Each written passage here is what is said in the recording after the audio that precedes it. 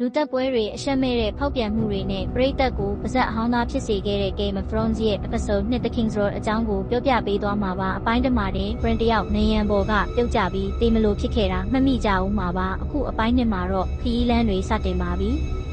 ဒါပေမဲ့ဒီခရီးကပျော်စရာခရီးမဟုတ်ဘူးဗျတစ္ဆာဖောက်မှုတွေတွေးထွက်တန်ယုံမှုတွေနဲ့ပျော်ရွှင်စရာမိသားစုဘဝလေးတစားစီပျက်စီးသွားစေမဲ့ခရီးပဲဖြစ်ပါတယ်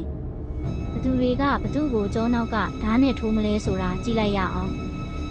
ဇလန်းဆောင်မာတင် Stark တယောက်သူ့ရဲ့သားသမီးတွေဇနီးသည်တွေကိုခွဲခွာပြီးဘရင်ကြီးနဲ့အတူ King's Landing ကိုလိုက်သွားဖို့ပြင်ရပါတယ် Jon Snow ကတော့သူ့ရဲ့ကံကြမ္မာကိုရှာဖို့မြောက်ဘက်ပိုင်းကအေးစိမ့်လာတဲ့နေရန်တတိုင်းကြီးစီကိုထွက်သွားခဲ့တယ်ဒီနေရာမှာ Jon နဲ့ Arya တို့နှုတ်ဆက်တဲ့အခန်းလေးကတော်တော်လေးစိတ်မကောင်းစရာပါ Jon က Arya ကိုနီးလို့အမည်ပေးထားတဲ့ဓားလေးလက်ဆောင်ပေးခဲ့တယ်အချွန်နဲ့အရင်ထိုးရတယ်ဆိုတဲ့စကားလေးကနောက်ပိုင်းမှာ Arya အတွက်ဘလောက်အရေးပါလာမလဲဆိုတာစောင့်ကြည့်ရမှာပါဒါပေမဲ့တကယ်ကြောက်စရာကောင်းတာက Winterfell မှာကြံခဲ့တဲ့ Bran တယောက်သတိမရပဲအိပ်ပျော်နေတော့မှတစုံတစ်ယောက်ကသူ့ကိုအသေးသက်ဖို့လူသက်သမားလွှတ်လိုက်ပါတယ်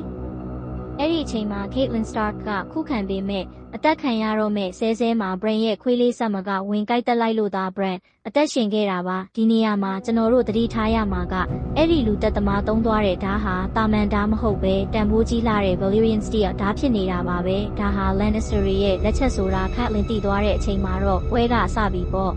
ဇလန်းရဲ့အထို့ထိတ်ကခရီးလမ်းမှာဖြစ်တာပါတော်ဝင်မိသားစုနဲ့ Stark တွေနားနေတော့မှ Arya နဲ့တာသက်သမားရဲ့သားလေး Mycah တို့ဓာရေးကျစ်နေကြပါတယ်အဲ့ဒီမှာမင်းသားရုပ် Joffrey ရောက်လာပြီးကလေးချင်းကိုနိုင်ထက်စီးနှင်းလုပ်တော့တာပဲ Joffrey ရဲ့ရုပ်မာမှုကိုမခံနိုင်တဲ့ Arya ကပြန်ခုခံတဲ့ Arya ရဲ့ခွေးလေးနိုင် Meria က Joffrey ရဲ့လက်ကိုကိုက်လိုက်တယ်ဒီကိစ္စကတာမန်ကလေးချင်းရန်ဖြစ်တာထက်ကျော်လွန်သွားပါတယ်မင်းသမီး Cersei ရဲ့မြောက်ပင့်ပေးမှုကြောင့်ဘရင်ကြီး Robert ကဆုံးဖြတ်ချက်တစ်ခုချလိုက်ရတယ်။ Arya ရဲ့ခွေးလေးနေ Meria ကထွက်ပြေးသွားလို့အပြစ်မရှိတဲ့ Sansa ရဲ့ခွေးလေးလေတွေကိုတတ်ဖို့အမိန့်ပေးလိုက်တာပါ။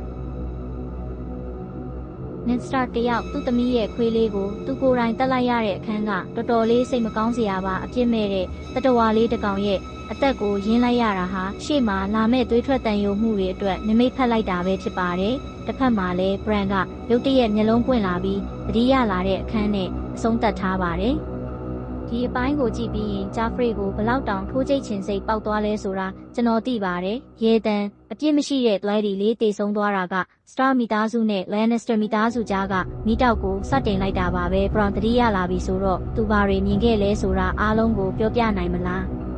ဒါမှမဟုတ်အန်ရီကသူ့စီထက်ရောက်လာအောင်မလားတကယ်လို့တင်သား Stark ဆိုရင်ဘရင်အမိန့်ကိုဖီဆန်ပြီးခွေးလေးကိုကယ်မလားဒါမှမဟုတ်အခုလိုပဲတက်လိုက်မလား comment မှာဝင်ဆွေးနွေးသွားကြပါဦးနောက်ထပ်အပိုင်းတွေကိုကြည့်ကျင်သေးရင်တော့ follow လုပ်ထားဖို့မမေ့နဲ့ဦးနော်